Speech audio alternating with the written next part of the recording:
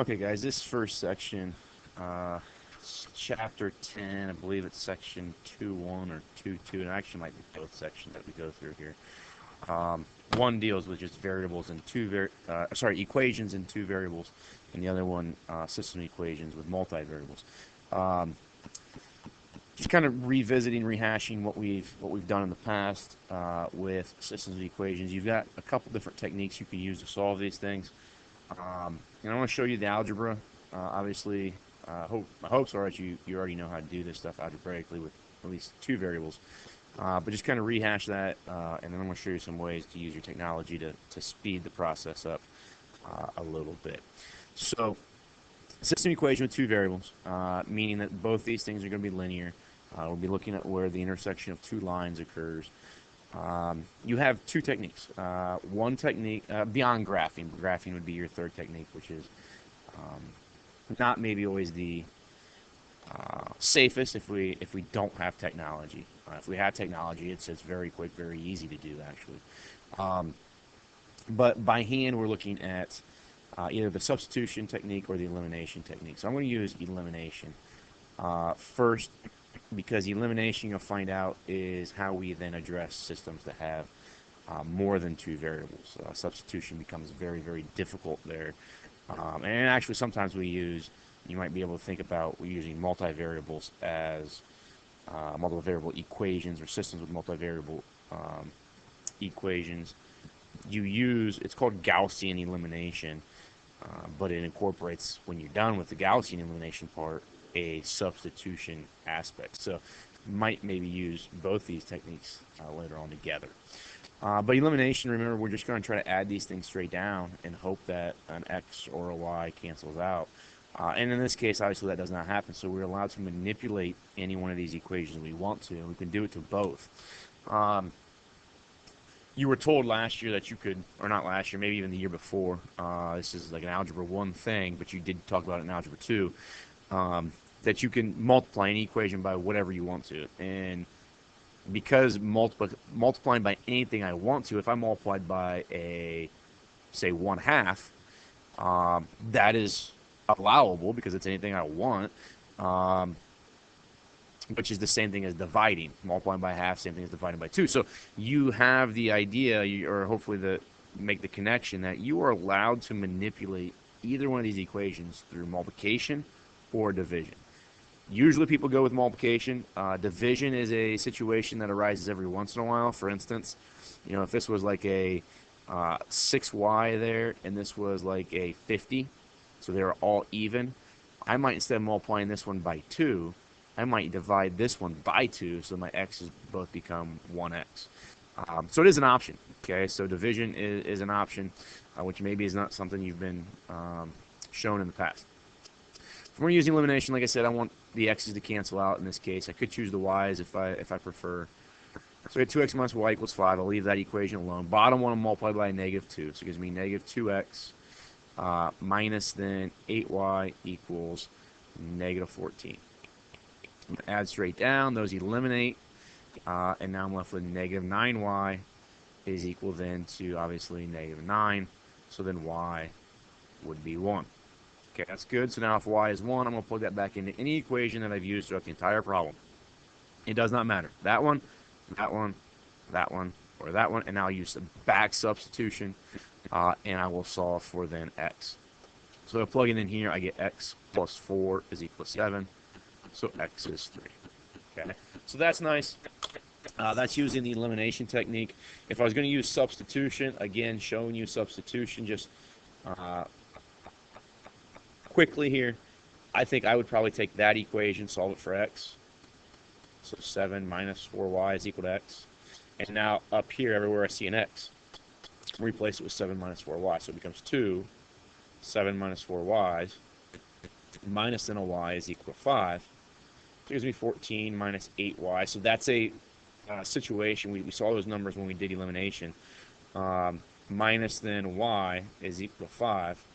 Subtract 14 from both sides and combine like terms, I still get that. I still get y to be 1. So that's an approach. I like this because now if I know y is 1, I can automatically come back to this equation. I can do it with either one of these, but that one is already set up to solve for x if I know y. So those are some options.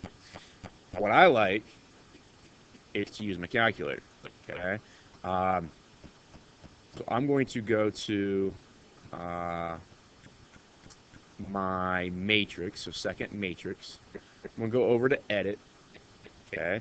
And I got to tell it what I want for my matrix, how many um, columns and rows that I want. So if I say right now I got a 3x4, so this goes row by column.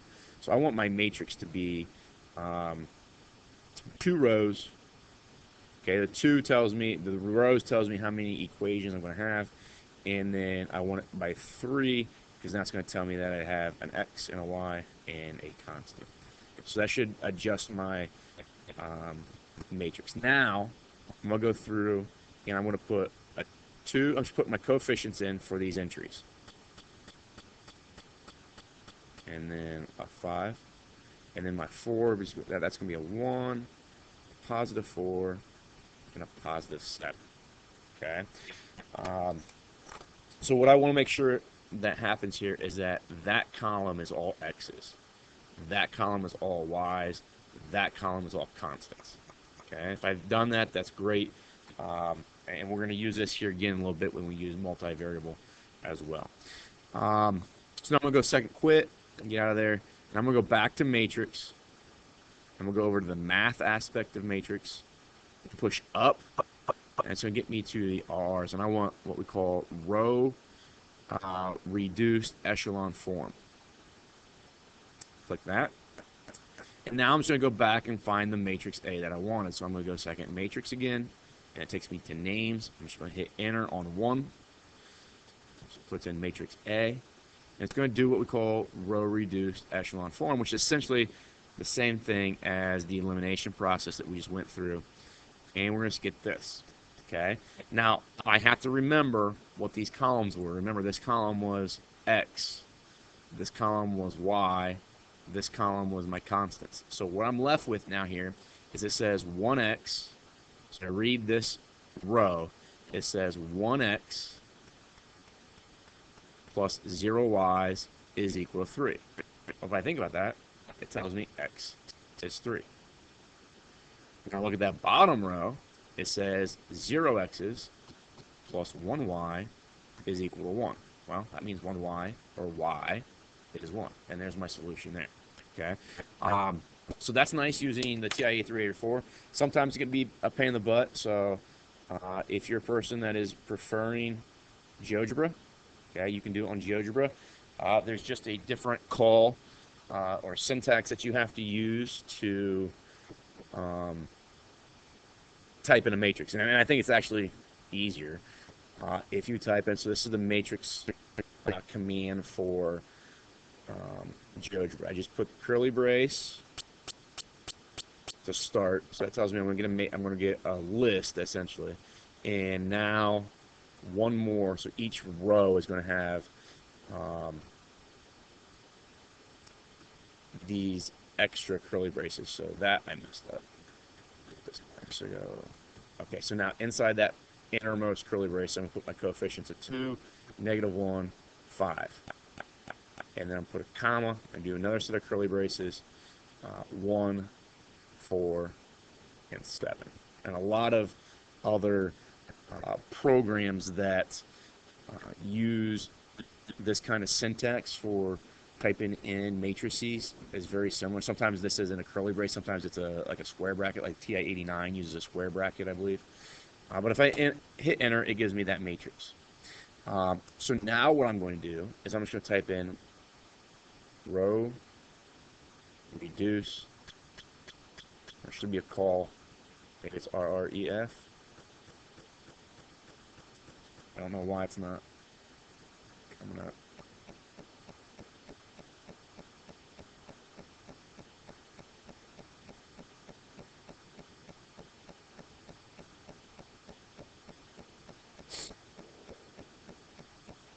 Okay, so here's it's reduced. There we go. I use my capital letters. So reduced row echelon form. I think I was calling it row reduced. I don't think it matters. Click that, and now I want matrix M1, and then it will give me that. Okay, now this, if you know anything about matrices, this is referred to as the identity matrix, and that's what we're looking for. Okay, whenever you have a matrix that has ones across the diagonal, that direction, and every other position is zeros, it's the identity. We'll call the identity matrix.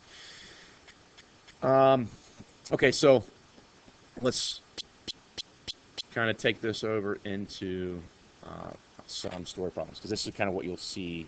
I believe you see a couple of these on the next exam, and then the final obviously has one of these. So the gas station sells regular gas for $2.20 per gallon and premium gas for $3 a gallon. At the end of a business day, 280 gallons of gas had been sold. Receipts totaled $680. How many gallons of each type of gas was sold? So you have to define your variables. So I'm just going to let R be my regular gas. I'm going to let P be my premium. Okay, now I like to choose, because a lot of times they'll say, let X be regular, let Y be premium. And then I get confused at the end. What was X? What did it mean? What would Y mean? If I can use letters that associate with the ideas that are being presented in the problem, when I'm done and I got R, I know, well, that meant regular. When I see P, I know that meant premium. So I try to do that. So I define my variables, but now you see here it says create constraint equations. And basically what I mean by that is there's two pieces of information going on up here. There's how much money that the gallons of gas yielded me as a revenue, and there was also an amount of gallons of gas that were sold. Okay, so if this is the gallons, and maybe we should identify that this regular, it's the gallons of regular, and this is the gallons of premium. If I think about one of my equations, it says I sold 280 gallons of gas. Well, that was a mixture of regular gallons plus premium gallons. That would have given me 280 gallons of gas. Okay, so that's kind of a quantity constraint or requirement, restriction maybe. Okay, the other one is a revenue. Okay, well, if I think about the revenue, okay, the revenue made off of regular gallons would be the price of each gallon times how many gallons I sold. So if I sold 1 gallon of regular, that brought in $2.20. If I sold $2, or sorry, 2 gallons, it brought in $4.40. 3 gallons would bring in $6.60. So that revenue is changing per how many gallons I sell. So what I'm going to do is I'm going to write 2.2 times R, which R was the gallons of regular. That should give me then, if I sold 10 gallons, it should give me a dollar amount for regular. If I sold 100 gallons, it tells me a dollar amount. Do the same thing for premium then. Premium was $3 a gallon. Okay, now the reason I'm adding together, because the money made off of regular plus the money made off of premium, those only two gases I sell, totaled 680 bucks. Okay, so what I'm going to do, I'll go back to the TIE3 one more time. I'm just going to go and edit that matrix that I already have in there. I'm going to say that that's 1, so that's the coefficient R, coefficient of P, and then 280. And then 2.2, 3.0, I don't need the 0.0, but whatever. And then 680. Second quit. Okay, I'm going to recall, because I've already done RREF, okay, with A, and I just edited A. I changed that matrix, so I'm just going to hit second enter. It recalls this. Using then the new matrix A.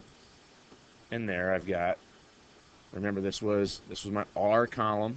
So I get 1 R is equal to 200. So R is 200. And this was my premium column. So P, 1P is equal to 80. Okay. Again, you can do the same thing in GeoGebra. Come back in here. Matrix 1 was 1, 1, 280. This would have been 2.2. 3, 680, hit enter, okay, and then you see right here what that already did, because this line was based off of that one, it was dependent on that one, it automatically did the RREF for me before I even had to type it in again. So again, 280. So that's how we can use these systems. Okay, here it says the admission fee at an amusement park is $150 for children, $4 for adults. On a certain day, 220 people enter the park. The admission fees were collected, totaled 50-50. How many children, how many adults were admitted? So I'm going to say that capital A is adults, capital C is children. We've got two ideas going on here. We have a total number of people. So wouldn't that be adult tickets plus children tickets is equal to my total? And then I've got a revenue. I've got $1.50 for children plus $4 for adults. Okay, so for every child, I'm making $1.50 off of them. For every adult, I'm making $4 off of them, and that should total $5,050. Now, just be careful when you type this in, because the way I've written this, you see how the A's and C's don't align with each other. I would want to write this when I type it into a matrix. It'd be 1, 1, 220. Sorry, 2200. And then this would be, if this was my A column, and this was my child column, and this is my constant column. My adult column, this would be a 4. This would be 1.5, and that would be 50-50. So you've got to make sure that you align those correctly. So again, I'm just going to go back to, in this case, GeoGebra. So it was 1, 1, 2,200, and then it was 4, 1.5, and then I think we made $5,050. I RREF that. Okay, which is going through the algebra that we did by hand earlier. It tells me one adult or 1A is equal 700, so 700 adults, and then 1C is 1,500, so 1,500 children. Hopefully that maybe jogs your memory a little bit with what we did with system equations in the last couple of years. I'm not sure if you had seen how to use a matrix in your technology to help you solve those. Let's go to this stuff. So this is now a system in 3 variables. Okay. If we go back just real quick, I'll just go back to this first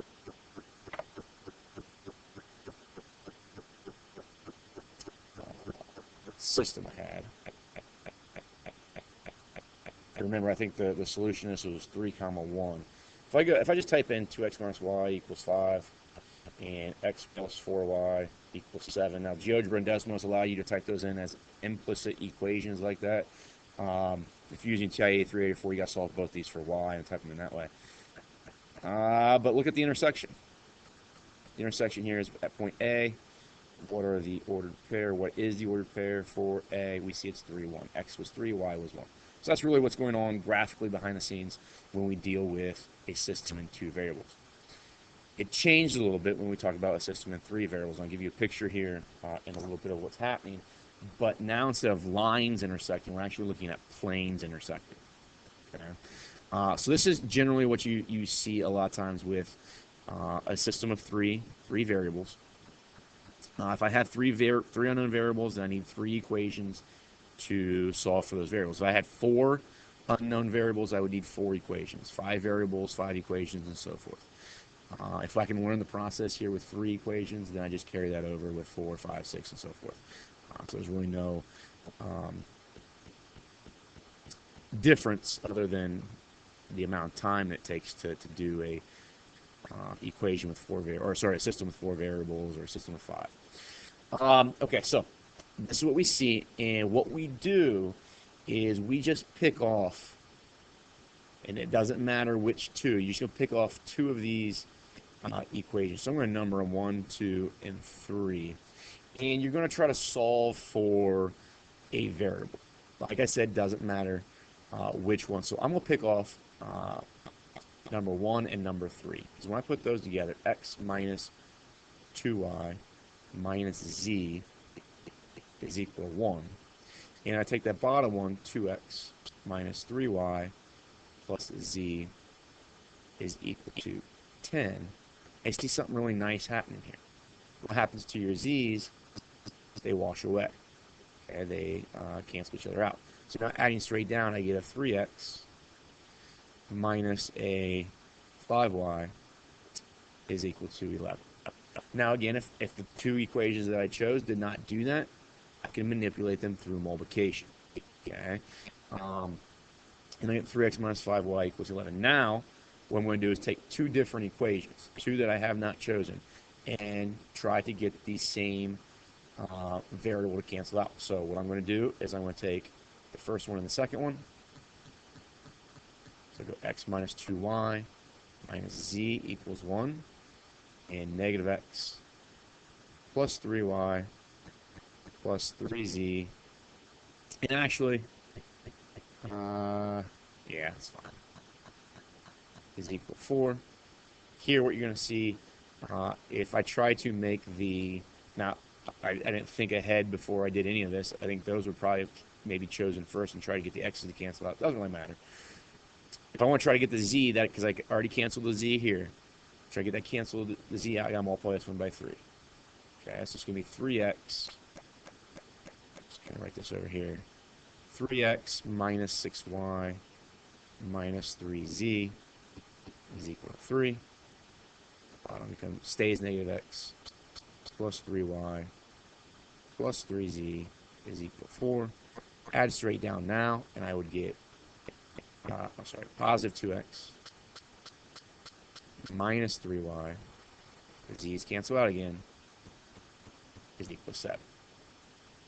So the purpose of doing this now is to come back to this one and that one. Now those are both in two variables. So I'm going to take 3x minus 5y is equal to 11, and 2x minus 3y is equal to 7. And now I'm going to go through and I'm going to see if I can eliminate one of those variables. So I think, let's just cancel the x's. So let's multiply this top one by negative 2. Multiply this bottom one by negative 3. Sorry, positive 3. So that's going to give me, so that one there would give me, what, negative 6x plus 10y equals negative 22. The bottom one is going to give me positive 6x minus 9y is equal to 21. Cancel. It gives me 1y is equal to now negative 1. Okay, so that's nice. So y was negative 1.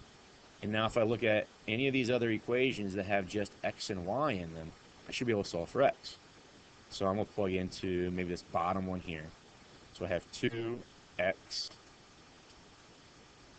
minus 3 times negative 1, so it becomes plus 3, is equal to 7. 2x equals 4, x would be 2. Awesome. Now I'm going to go back to an equation that incorporated x, y, and z. And so that's any one of these. So I'll just use that top one. X was 2. X was 2 minus 2y. So y being negative 1, that would end up being plus 2. Minus z is equal to 1. Subtract 4 from both sides, so I get negative z is equal to negative 3. So z would be 3. So what I come up with here is that instead of an ordered pair as a solution, we get what we call a ordered triplet. My x was 2, my y was negative 1, and my z was 3. An ordered triplet is still going to be alphabetical x, y, and then z. So that is what we call Gaussian elimination. It's a little bit easier if we use technology, and it gets messy eventually, but the more variables we have, a lot of times what will happen is we'll write matrices. We'll go 1, negative 2, negative 1, 1, negative 1, 3, 3, 4, 2, negative 3, 1, 10. And what we'll do is we'll go through that process and we'll try to get a 1 in that position, and then we'll try to get everything else to be zeros through adding these lines together. Same thing there and there. And if I can get those 1s and everything else to be zeros, these things here will tell me what my solution is. That's kind of a pain in the butt. I'm not going to go that route with you guys. Maybe you did a little bit of that in Algebra 2.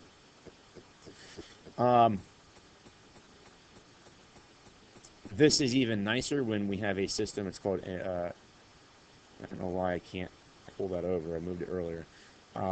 It's a system in what we call triangular form.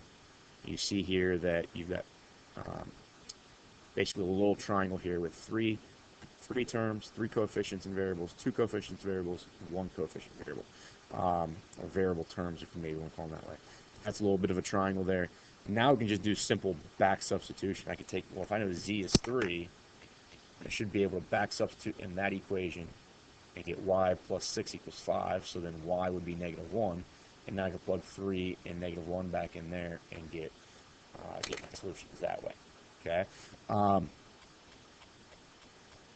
What I want to show you is using that stuff on your TIE 384. So if I go to, again, second matrix, so to edit, now I want it's going to be a 3 by 4 now.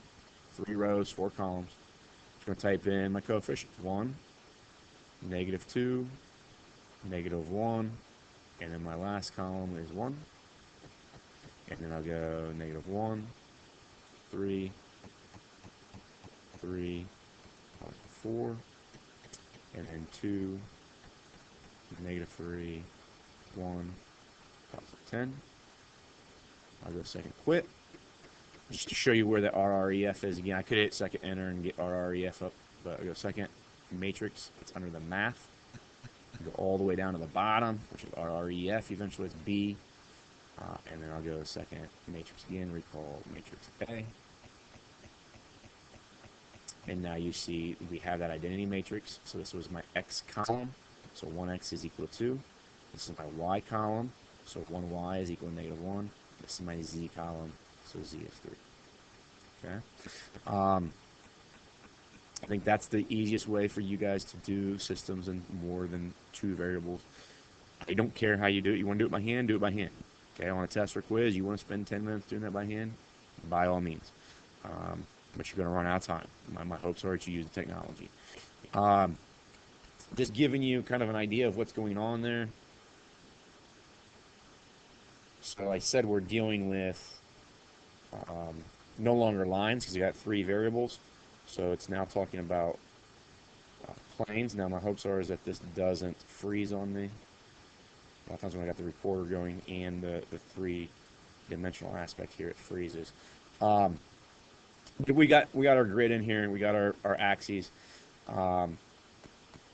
When I graph the plane x minus 2y minus z equals 1, gives me that plane right there. Okay.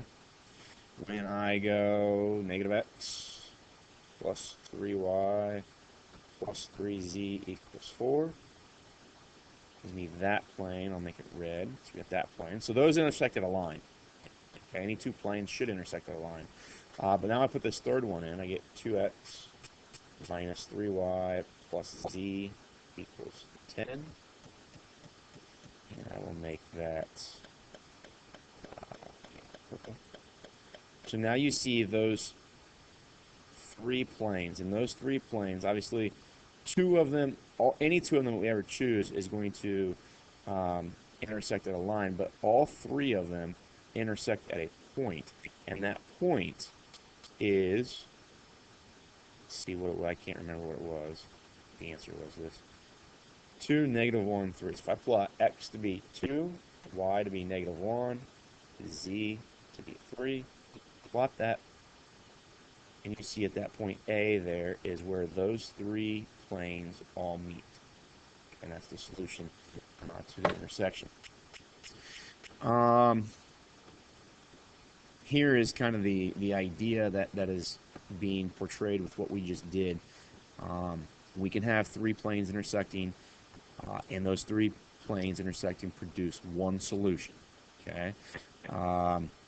We can also have this situation. It says the planes intersect at more than one point, and we say we have infinitely many solutions. This is referred to as a dependent um, system. Okay, the solutions here depend on um, what we choose ultimately for our z variable. This here, notice that these are three different planes, two of which always intersect, but all three of them do not intersect. These are said to have no solution. These are inconsistent. If you kind of draw parallels to what you did in Algebra 1, we had dependent solutions or dependent systems when the two lines were the same thing. Okay, so if I had like 2x plus 4y equals 12, and then the equation 4x plus 8y equals 24, those two things are the same line. Okay, I just multiplied the top one by 2 and got this bottom.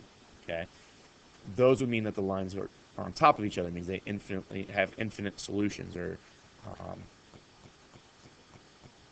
our solutions are dependent on whatever one of those equations is. The other time you would have something like maybe 2x plus, I'll just write it this way, this is a little bit easier to see, y equals 2x plus 3, and then we had y equals 2x minus 5. So if I was going to write them in standard form, that maybe would have been like negative 2x plus y equals 3, and negative 2x plus y equals negative 5.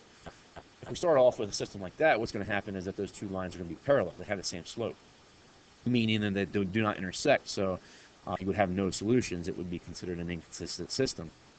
And that's kind of what's going on here. All three of those planes do not intersect. All right, so working through this, if I looked at, and I'm just going to do this using GeoGebra. So let's get rid of the 3D. Let's go back to just seeing the algebra.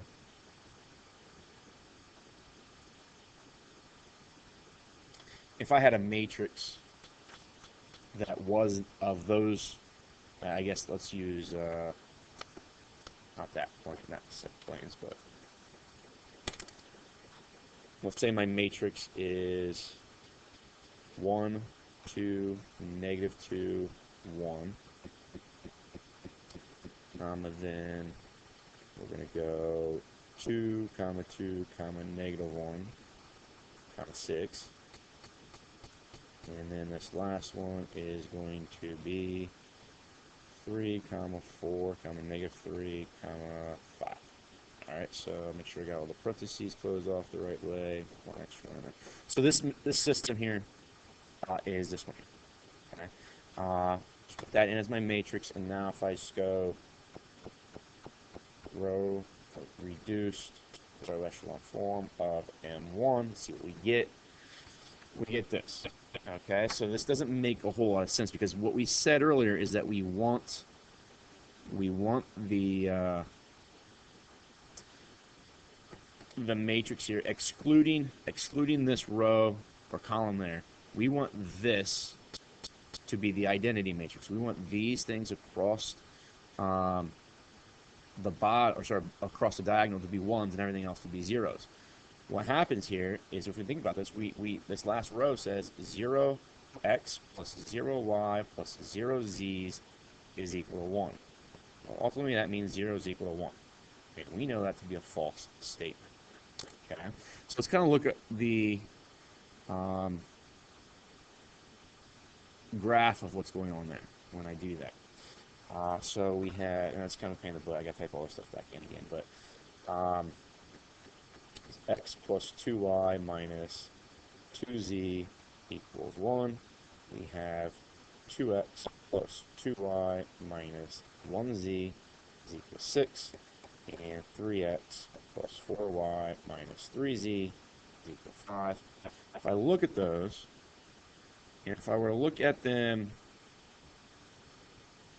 it's kind of hard to see because of their structure to one another. You can kind of see that little void right there. Is kind of indicative to me that I can pick off maybe that red one. Let's make this one blue, and let's make this one yellow.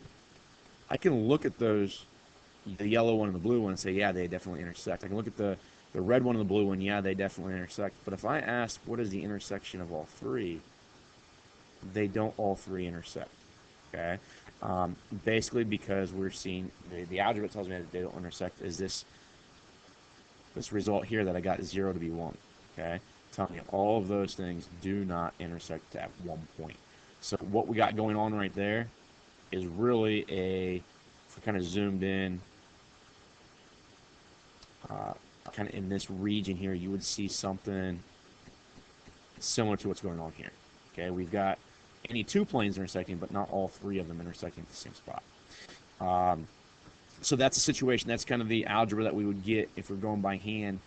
You would go through and you would eventually recognize this. You would get an equation as you're pairing up your first equation, your second one, your second one, your third one, your first and your third one, doing that Gaussian elimination I talked about earlier. If you go through that, eventually you're going to get 0 equals 1 as a result, and hopefully that's an identifier that says no solution here. So we have an inconsistent system. All right, so let's see what happens then if we've got something else. Let's go with this. Oops. Okay. Let's go with this one here. And I'll type that in as a matrix. We'll go 1, -1, 5, -2, comma. Now, I don't have an x here, so I have to put a placeholder in there. It's 0x, 3y, -6, 6. And then my next one will be 2, 4, -2, and then 8. Alright, so I'll type that matrix in. There we go. And now I want to go reduced row echelon form of parent 1. It gives me that. And now, even though we don't get the identity matrix, we do get this idea here. It says 0 x's plus 0 y's plus 0 z's is equal to 0. Does 0 equal 0? That is indeed a true statement. So, when you get a true statement, what that means is that your three planes do intersect, but they intersect in this fashion to one another. Let's go back to the PowerPoint. They're intersecting like that, where they intersect at a line. So what we do is we want to come up with basically some rules that establish what that line is. Okay? So give me one second. I got a phone call here. I'm going to answer, and then I'll come right back to you. Okay. Sorry about that. So what happens here is, like I said, we got a true statement here. We're now going to take this line here, and we're going to write out what it means to us. So we got 0 x's, we got 1 y, -2 z's is equal to 2. Okay. This top one says 1x plus 0 y's plus 3 z's is equal to 0. Okay. These results of x and y are dependent on what we chose z. Notice that y, or write it this way, y is equal to 2z plus 2. This one here, x is equal to -3z. That means that when I want to find my points of intersection of these three planes, it's dependent on what I choose for z. Okay? Y is dependent on the variable z. X is dependent on the variable z. Because we had this statement, this true statement down here, 0 equals 0, and when that happens, what we end up with is the ability to say z can be anything. Z can be anything it wants to. So it's just kind of the procedure that we use. A lot of times we'll say that z, we then let it be a new variable, we call it t. Just a new number. So z is a number, and that number is t. Okay, so it could be 2, it could be 3, it could be 4. So then if z is t, then rewriting the other variables, y and x off that, y would be 2t plus 2, and x would be negative 3t. So here's the idea. If I let t end up being, let's just say, 4, then this point here, and that's actually not useful because I want to graph this, and I think 4 might be too far out. Let's just say 2. If z is 2, t is 2, then this would be 6, and this would be negative 6. So what I would end up with is the ordered pair x, y, z. That should be on the line of intersection of these 3 planes. Sometimes you'll see it written this way. They'll say, they'll just write the equation as negative 3t, and then they'll go comma. Let's say the y is produced by 2t plus 2, comma, and then we'll say z is in t. So that's a way of showing essentially the infinite number of points that are solutions to this thing. So let's see if that happens. Let's see if all that work is modeled here when I come up with these planes. So let's say that we had plane x minus y plus 5 equals negative 5z equals negative 2. We had 0x plus 3y minus 6z equals 6. We had 2x plus 4y minus 2z equals 8. Okay? So if I look at these and see where they all intersect, it might be best to zoom out a little bit. All 3 of them are going to intersect at, let's see if I can find that one. Now I can make that line for you. Be this line right here. Okay, so any point that I choose then should be on that line. So let's put on, I'm going to have to scroll out even further yet to get to the negative 6s and positive 6. So if I go x be negative 6, y was 6, z was 2, we see that is on that line right there. Okay. Let's put in t to be 1. If t was 1, x would be negative 3. Y would be 4, and z would be 1. So we're looking at that line right there. Everything on that line is going to be a solution to that system.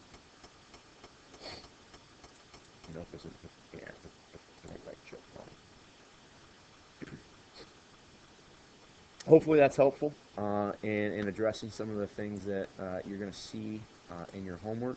I don't know how much it asks you to label things as inconsistent or consistent or whatever. My main target is to get you guys able to answer questions like this, because you're going to see something similar to these on your final. Okay. This says, Jason receives an inheritance of $50,000. His financial advisor suggests that he invest this in 3 mutual funds: a money market fund, a blue chip stock fund, a high-tech stock fund. The advisor estimates that the money market will return 5% over the next year, blue chip 9%, high-tech 16%. Jason wants a total return of $4,000 to avoid excessive risk. He decides to invest 3 times as much money in a market fund as in the high-tech stock fund. How should he invest in each fund? So here's the idea. We got to define our variables. It's the same thing what we did with the 2 variable problems. We have a money market fund. So that's what I'm going to write. Money market. We have a blue chip. And then we had a tech fund, right? Let's say T. All right, so the idea is that here is a restriction. $50,000, that's all I have to invest. Okay, the restriction is $50,000. And give me 1 second, I'm going to close.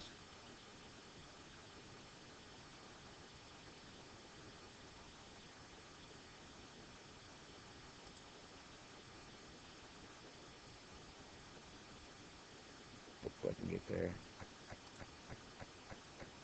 Okay. So GeoGebra, when that 3D is open, it just slows everything down. All right, so we've got our three variables. Now this, like I said, this $50,000 is a restriction. I can only spend that much or invest that much.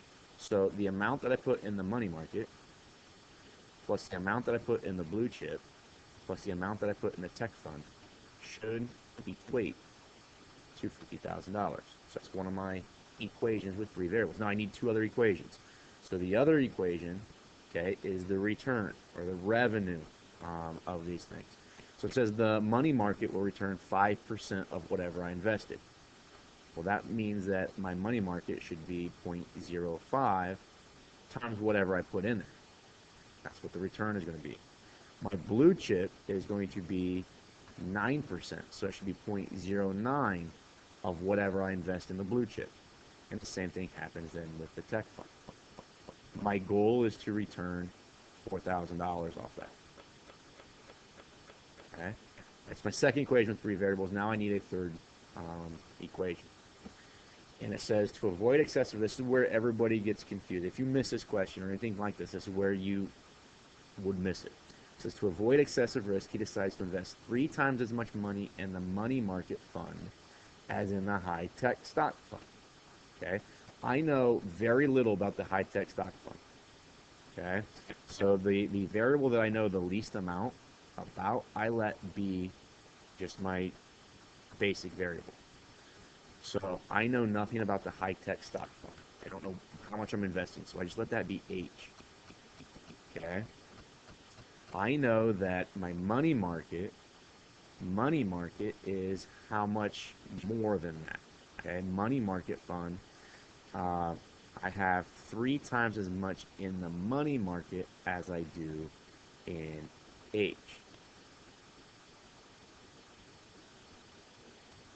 Hopefully that makes sense. And the money market is 3 times whatever you have in H, whatever you have in the high tech. Some people struggle with this, and a lot of times they want to write 3M because 3 times money market and let that equal H.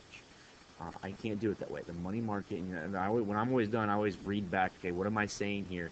Money market is 3 times H, 3 times the high tech fund. Is that what the sentence says? It does. Okay. So I get 3H equals M. That's another equation. Now, coming down here, it doesn't align. If I'm going to use my calculator, it doesn't align well. So this is how we do this. The reason they write questions like this or phrases like this, because if I was doing it by hand, having one equation that is like 3H equals M eliminates a lot of the Gaussian elimination. But what I would do is I'm going to say 3H minus M, or 3H minus M is equal to 0. So there's 0. I have, I guess, I'm sorry I did this. H is the high-tech fund, which I was using as T over here. I used T. Apologize for that. So 3T minus M, so this would be like 3T. This would be negative 1M, and this would be 0B. So now I'm going to grab, like I said, some calculator, and I'm going to put that information in. All right, so we're looking at, let's rewrite this one as, we had 1, this would be 1, 1, and then 50,000. We're going to have this to be 0.5, 0.05, 0.09, and 0.16. And then the yield off that needs to be 4,000. And the last one, negative 1. This is 0. That was 3. And that was 0. Right? Yep. Hit enter. And I row reduce, and now we see that when I had this was my money market. This was my blue chip. This is my high-tech fund. So I should invest in my money market, because that's where the 1 is. So it says 1M is equal to $30,000. Okay, in my blue chip, I should put 10,000. In my total, my tech fund, I should put 1,000. Did I put in my money? Let's just kind of double check. Does my money market, does it invest 3 times more than what my tech fund did? And that's what was in the question. So it does. Just to speed things up here, guys, I'm going to kind of do this one pretty quickly here. Farmer grows 1,200 acres of land, or has 1,200 acres of land on which he grows corn, wheat, and soybeans. It costs $45 per acre to grow corn, $60 to grow wheat, $50 to grow soybeans. Because of the market demand, the farmer will grow twice as many acres of wheat as corn. He allocated $63,750 for the cost of all 3 crops. How many acres of each should he plant? So I've got corn, wheat, and soybeans. Okay.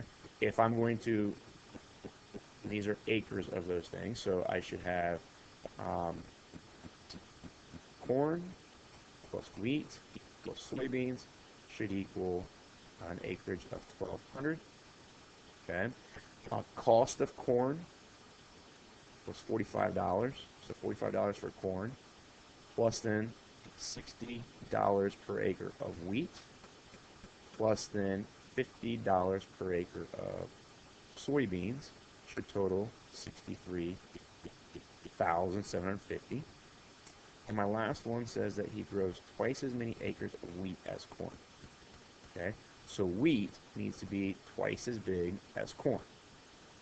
Rewriting that so that I've got everything kind of stacked correctly, I'd have negative 2C plus 1 W's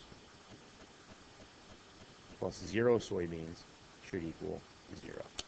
I'll reduce that real quick for you, get a result, and we will be done.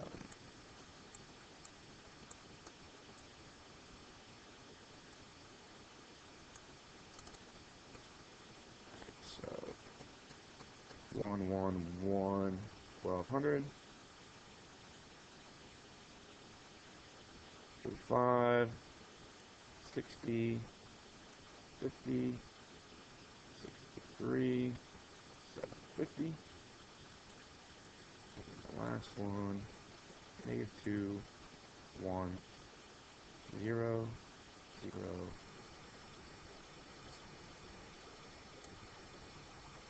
It. Close those off. So there is my matrix. Here's my identity matrix. So remember this was corn. This was wheat. This was soybeans. 250 acres of corn, 500 acres of wheat, 450 acres of soybeans. And again, we see that we did do wheat was twice as much as corn. 500 is twice as much as 250. I hope this helps. I apologize that it's longer than I anticipated, 53 minutes. It is 2 sections, though, so hopefully with that explanation, you can get through those 2 sections of homework, and I will wrap it up into 1 homework assignment. So 10.1, 10.2 will be 1 homework assignment, but this is 2 sections worth of explanation.